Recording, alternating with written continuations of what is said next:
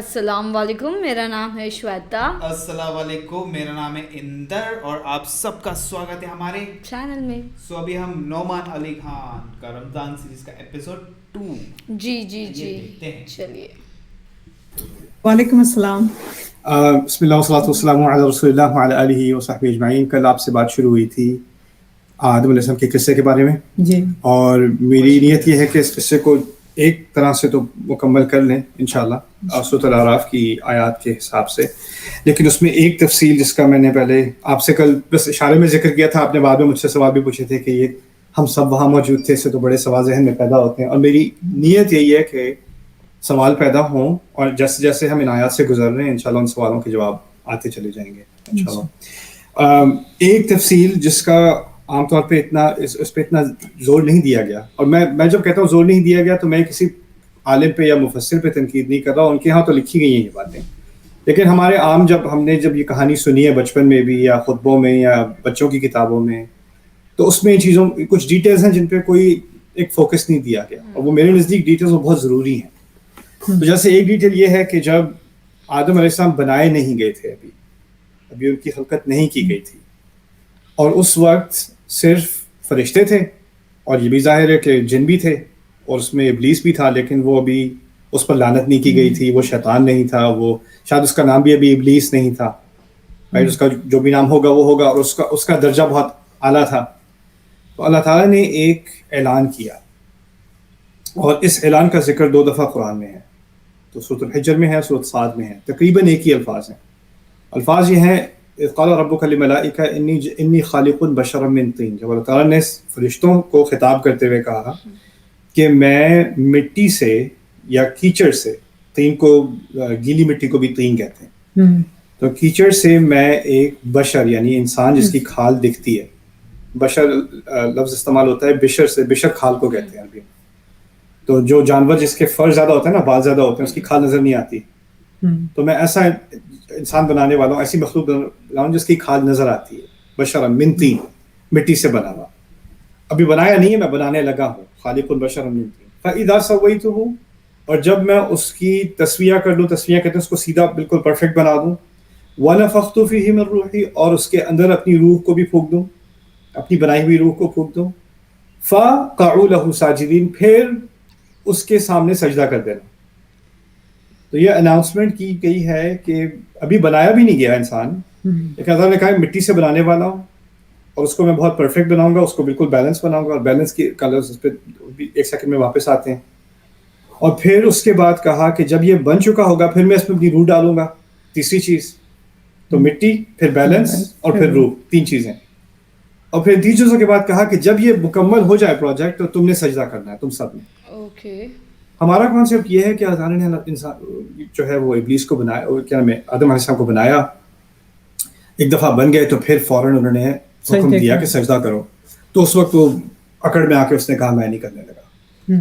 لیکن عجیب بات یہ ہے کہ اس کو جب وہ بن گئے تھے اور پھر وہ جو حکم آیا تھا وہ تکرار تھا حکم کا، وہ دوبارہ کیا گیا تھا. یہ حکم بہت پہلے دیا جا چکا تھا، یعنی ان کے بننے سے پہلے بھی، اور بنانے سے پہلے اس حکم کی وجہ بھی بتا دی گئی تھی. اصل میں سجدے کا ایک کانسیپٹ ہے ہمارے دین میں کہ اللہ تعالیٰ کے جو معجزے ہوتے ہیں نا، جو بہت بڑی عظیم اللہ تعالیٰ کی شان کی کوئی نشانی ہوتی ہے، اس کے سامنے انسان یا انسان کی مخلوق سجدہ کر دیتی ہے اس کو دیکھ کے. جیسے موسیٰ علیہ السلام کے قصے میں ہے کہ جب جو جادوگر تھے انہوں نے موسیٰ علیہ السلام کی چھڑی کو سانپ بنتے دیکھا تو وہ پہچان گئے کہ یہ جادو نہیں ہے، تو وہ فوراً ہی سجدے میں گر گئے اس وقت. اسی طرح سیرت میں ہے کہ کبھی قرآن کی ایسی آیات ہوتی تھیں کہ یہاں تک کہ قریش جو اسلام کے دشمن تھے وہ بھی آیت سن کے وہ خود ہی سجدے میں گر گئے. یعنی اللہ تعالیٰ کی عظمت کے سامنے انسان سجدے میں گر جاتا ہے. اشارہ اس بات کی طرف ہے کہ اللہ تعالیٰ ایک ایسی عظیم مخلوق بنانے والا ہے کہ اس کی عظمت کو سامنے رکھتے ہوئے فرشتوں کو سجدہ کرنا ہی پڑے گا. یعنی سجدہ صرف آدم علیہ السلام کی تعظیم کے لیے نہیں ہے، اس بات کے اعتراف کی طرف ہے، اس کو ایکنالج کرنا ہے کہ اللہ تعالیٰ نے اپنی عظیم ترین مخلوق بنائی ہے. جس طرح ہمیں بھی ہوتا ہے نا، کوئی ہمارے یہاں تو مذاق بن گیا، کوئی اگر پاکستانی کو مشکل سے کوئی چیمپئن شپ کا میچ جیت جائیں تو سجدے میں گر جاتے ہیں, کیونکہ اللہ تعالیٰ کا معجزہ ہی ہوا, ورنہ تو نہیں جیتنا تھا. Right, idea is the same, right, کہ کوئی عظیم چیز ہو تو سجدے میں گرنا ہوتا ہے. اب وہ انسان عظیم کیوں ہے, اس میں 3 چیزیں اللہ تعالیٰ نے ان کا ذکر کیا فرشتوں کو سمجھانے کے لیے کہ یہ عظیم ترین مخلوق کیوں, اور ان تینوں کو سمجھنے کی ضرورت ہے. پہلی چیز تھی کہ میں مٹی سے بنا رہا ہوں, اور پھر مٹی سے تو قرآن میں عیسیٰ علیہ السلام کے بارے میں کہا گیا ہے کہ وہ مٹی سے پرندہ بنائیں گے اور اس میں پھونکیں گے تو اللہ کی رضا سے وہ ایک زندہ پرندہ بن جائے گا. ہمیں معلوم ہے کہ اسی مٹی سے, اسی آرگینک میٹر سے سارے جانور بنے ہیں, سارے کیڑے مکوڑے بنے ہیں, ساری مٹی کی ہی پیداوار ہیں. تو ہم میں ایک جانور کا ایلیمنٹ بھی ہے. ہمارے اندر جو آرگنز ہیں جیسے ہڈیاں ہیں, آئیز ہیں, برین وغیرہ ہے, ان کے کتنے سارے فنکشنز اینیمل کینگڈم کی طرح ہیں. یہاں تک کہ بایولوجی وغیرہ میں یا میڈیکل اسکول میں شروع میں ڈائسیکشن اور سسٹمز دکھانے کے لیے جانوروں کی ڈائسیکشن کرتے ہیں, کیونکہ ہمارے سسٹمز میں بہت مشابہت ہے.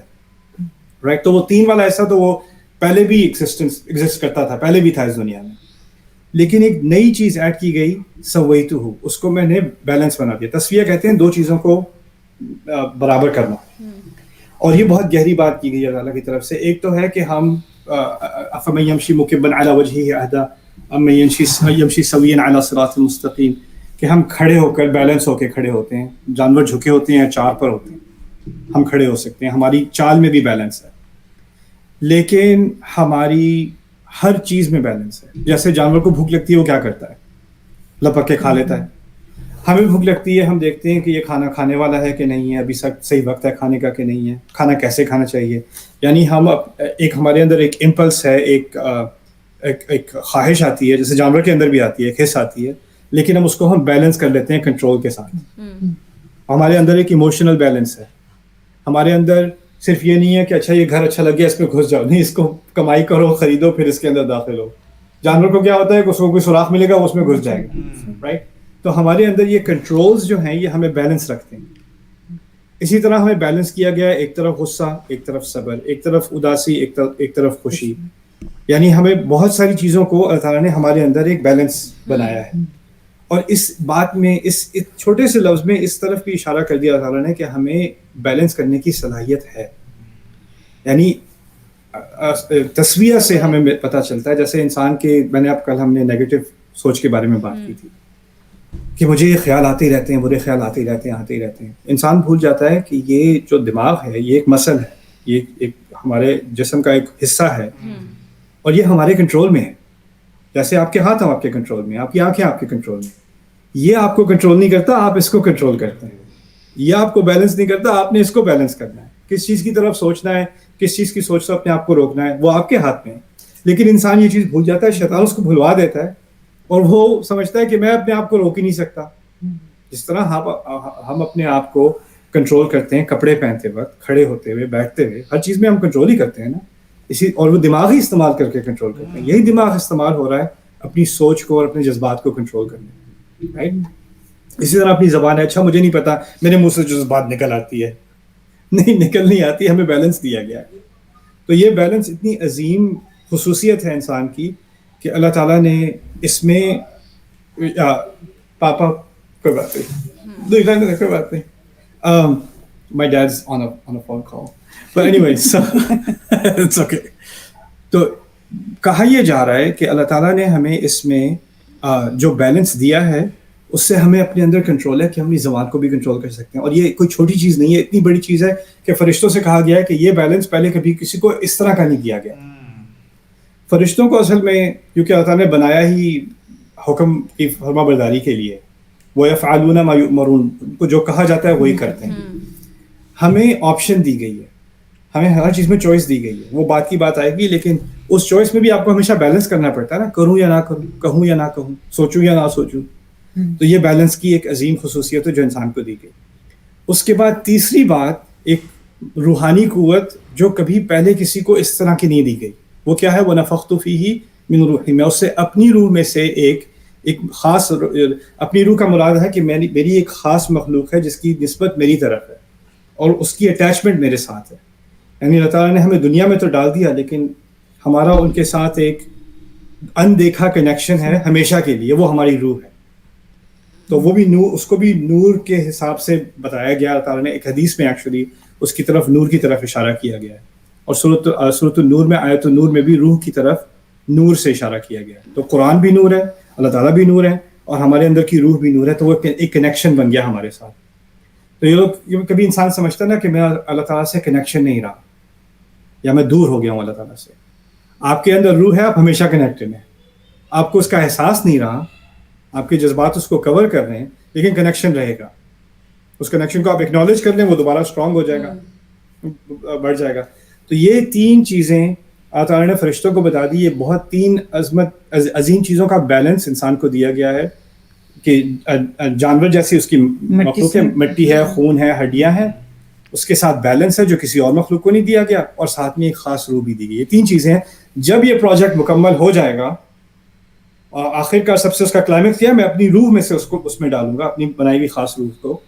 پھر اس کے بعد تمہیں سجدہ کرنا پڑے گا, ایکنالج کرنا پڑے گا کہ یہ واقعی لقد خلقنا الانسان فی احسن تقویم, رائٹ, اشرف المخلوقات. ابلیس کو اس بات کا 100% علم ہے, جس طرح ملائکہ کو ہے, کہ یہ 3 چیزوں کا بنا ہوا ہے. اس میں 3 خصوصیات ہیں جو اس کو عظیم بناتی ہیں. اب آپ کو قصہ یاد ہوگا کہ جب اس نے انکار کیا تو اس نے کس بات پہ تنقید کی, کیا کہا, مٹی سے بنا ہے. مٹی سے بنا ہے, میں کیوں کروں, مجھے آگ سے بنا ہے, ایسے مٹی سے بنایا ہے. اب جب اس نے مٹی کا ذکر کیا تو 2 باتیں چھوڑ کے ذکر کیا نا, روح کی اور روح کا ذکر نہیں کیا, تسبیح کا ذکر نہیں کیا. اب یہ ہو سکتا ہے اگر انسان کے دماغ میں آئے, کوئی سوچے کہ نہیں ان چیزوں کا ذکر اس لیے نہیں کیا کہ اس کو اس کا علم نہیں تھا. لیکن قرآن نے تو صاف بتا دیا کہ پوری سب کی اناؤنسمنٹ ہے, سب کے سامنے اناؤنسمنٹ ہے کہ میں بنانے والا ہوں اور تم سب کو سجدہ کرنا ہوگا, رائٹ. تو یہاں پر ایک بہت اہم بات ہمیں ابلیس کے بارے میں سیکھنے کو ملی. وہ یہ ہے کہ ابلیس جب اس کے سامنے ایک ایسی حقیقت ہو جس کو وہ قبول نہیں کرنا چاہتا, بات 3 باتوں پر حقیقت مبنی ہے, اس نے ایک ہی بات دیکھنی ہے. جانوروں کی طرح اس میں کیا فرق ہے, صرف سجدے کا مسئلہ تھا کہ سجدہ نہیں کرنا چاہتا. سجدے کی بات تو بعد میں آئے گی. سجدہ کیوں نہیں کرنا, اس کے دماغ میں سجدہ کیوں نہیں کرنا, اس کی لاجک کیا تھی. لاجک یہ تھی کہ یہ مٹی کا بنا ہوا ہے, مٹی کے تو جانور بھی بنے ہوئے, ان میں کیا خاص بات ہے. لیکن اس نے جان بوجھ کر 2 حقیقتوں کو اگنور کیا, جیسے اس کے سامنے وہ حقیقتیں ہیں ہی نہیں, رائٹ. اسے سائیکالوجی میں سے کہتے ہیں کاگنیٹیو ڈسوننس, اور بھی الفاظ استعمال ہوتے ہیں اس کے لیے, کہ آپ کے سامنے ایک ریالٹی ہے, اس ریالٹی کے کچھ حصے ہیں, جیسے موسم بھی ہے, اور فائنینشیل سچویشن بھی ہے, پولیٹیکل سچویشن بھی ہے, مختلف ایسپیکٹس ہوتے ہیں ریالٹی کے نا. انسان کہتا ہے کہ نہیں, میں باقی چیزوں سے اپنے آپ کو بلائنڈ کر رہا ہوں, ان کے بارے میں نے سوچنا ہی نہیں ہے, ایک چیز پہ میں اپنی نظر رکھنی ہے, کیونکہ اس پہ نظر رکھوں گا تو میری تنقید جو ہے وہ جائز معلوم ہوگی. اور جو باقی حقیقتیں ہیں جن کو اگر میں سوچوں تو میری اپنی سوچ بدل جائے گی, ان کو میں نے اگنور ہی کرنا جیسے وہ ہیں ہی نہیں, رائٹ. تو انسان کیا کرتا ہے کہ وہ ابلیس کے وسوسے میں آ کے, ابلیس جو حرکتیں خود کر رہا تھا نا, وہ چاہتا ہے انسان بھی وہی حرکتیں کرے. تو ابلیس یہ چاہتا ہے کہ ہم, جب ہمارے سامنے کوئی ایسی حقیقت ہے جسے ہم قبول نہیں کرنا چاہتے, تو اس میں سے ایک چیز پکڑ لو جس سے اپنی غلط رائے ثابت ہوتی ہے, اور جو باقی اسی حقیقت میں جو اور چیزیں ہیں جس سے اپنی غلط رائے صحیح ہو سکتی ہے, ان کو بس اگنور کر دو, جس سے اس کی سنت ہے, یہ ابلیس کی سنت ہے. اور ابلیس کو پڑھنا قرآن میں بہت ضروری ہے کہ جو بیہیویئر اس کا ہوتا ہے وہی بیہیویئر وہ ہمارے اندر ڈالنا چاہتا ہے. تو یہاں آپ آگے جلدی سے چلتے ہیں. جب کہا گیا سب سے کہ اب فائنلی سجدہ کرو, فسجدوا الا ابلیسا, تو سب نے سجدہ کیا سوائے ابلیس کے. لم یکم من الساجدین, وہ سجدہ کرنے والوں میں سے نہیں تھا. اب حیرت کی بات یہ ہے کہ جب اللہ تعالیٰ نے یہ اناؤنسمنٹ بنائی کہ میں مٹی سے بنانے والا ہوں, اور اس میں یہ بیلنس ڈالوں گا, اور پھر اس میں یہ روح ڈالوں گا. سورۃ البقرہ میں نے ذکر کیا تھا نا, بقرہ میں بھی اس کہانی کا ذکر ہے, اس قصے کا ذکر ہے. وہاں بنانے سے پہلے فرشتوں نے تنقید کی. فرشتے کہتے ہیں تو خون بہائے گا.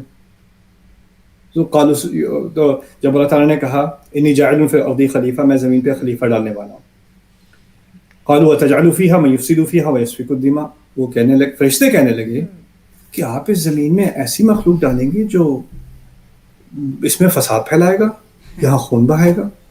وَنَحْنُ نُسَبِّحُ بِحَمْدِكَ وَنُقَدِّسُ لَكَ, ہم تو ہیں تسبیح کرنے والے, ہم تو آپ کی تقدیس یعنی آپ کو مقدس ماننے والے ہم ہیں, تو اس کی کیا ضرورت ہے. تو عجیب لگتا ہے کہنے میں, لیکن ابلیس نے بعد میں جا کے کمپلینٹ کی نا کہ اس میں کیا خاص بات ہے. لیکن قرآن تو یہ بھی کہہ رہا ہے کہ شروع میں تو فرشتوں نے بھی یہی بات کی تھی, فرشتوں نے بھی کہا کہ یہ اس میں کیا خاص بات ہے, یہ تو سجدے کے لائق ہے, تو فساد پھیلائے گا. وہ اس بات کی طرف بقرہ میں اشارہ ہے. تو یہ میری نیت یہ ہے کہ ان چیزوں کے بارے میں میں آپ کے ذہن میں سوال ڈالوں اور پھر آہستہ آہستہ ان گروہوں کو میں کھولوں انشاءاللہ. تو میں آج اس کا جواب نہیں دینے لگا. ابھی میں چاہتا ہوں کہ آپ تھوڑا سوچ میں گھومے سارے, ماما آپ بھی اور سارے میں بھی سوچ میں گھوموں کہ لوگ کہ میں سمجھتی ہوں کہ فرشتوں کا تو مقصد ہے کہ بس اللہ تعالیٰ کی حمد و ثنا کریں, ان کو کویسچن کا کوئی کانسیپٹ نہیں ہوگا. ایگزیکٹلی. اور انہوں نے پوچھا انہوں نے کہ یہ کیا ہونے لگا ہے. تو ہم سمجھتے ہیں کہ ابلیس نے کویسچن کیا ہے نا, لیکن ابلیس کے کویسچن سے پہلے تو فرشتوں نے بھی کویسچن کیا, وہ بھی بنانے سے پہلے. تو اب عجیب چیز یہ نکلتی ہے کہ ابلیس میں اور فرشتوں میں کوئی چیز تو کامن ہے, سوال تو دونوں نے پوچھا ہے یا ایشو تو دونوں نے ریز کیا ہے, لیکن پھر ان میں فرق کیا ہے, اور پھر اللہ تعالیٰ نے اس کو ایڈریس کیسے کیا. تو انشاءاللہ جیسے جیسے ان سوالوں کے جواب سامنے آتے جائیں گے انشاءاللہ بات کلیئر ہوتی چلی جائے گی, اور جو اہم سوال جو پوچھا گیا تھا اس کا جواب واضح ہوتا چلا جائے گا. ابھی اس کا جواب نہیں ملا, اس کے جواب کی میں پریپریشن کر رہا ہوں, لیکن وہ جواب میرے نزدیک اتنا, وہ سوال اتنا اہم ہے اور اس کا جواب اتنا اہم ہے کہ اس میں تھوڑا ٹائم لگا کے اگر سمجھا جائے تو بہتر ہے. تو اسی لیے میں تھوڑا تھوڑا کر کے انشاءاللہ اس کو ایکسپلین کر رہا ہوں. بارک اللہ لی ولکم. السلام علیکم ورحمۃ اللہ تعالیٰ وبرکاتہ. تھینکس مام, آئی لو یو.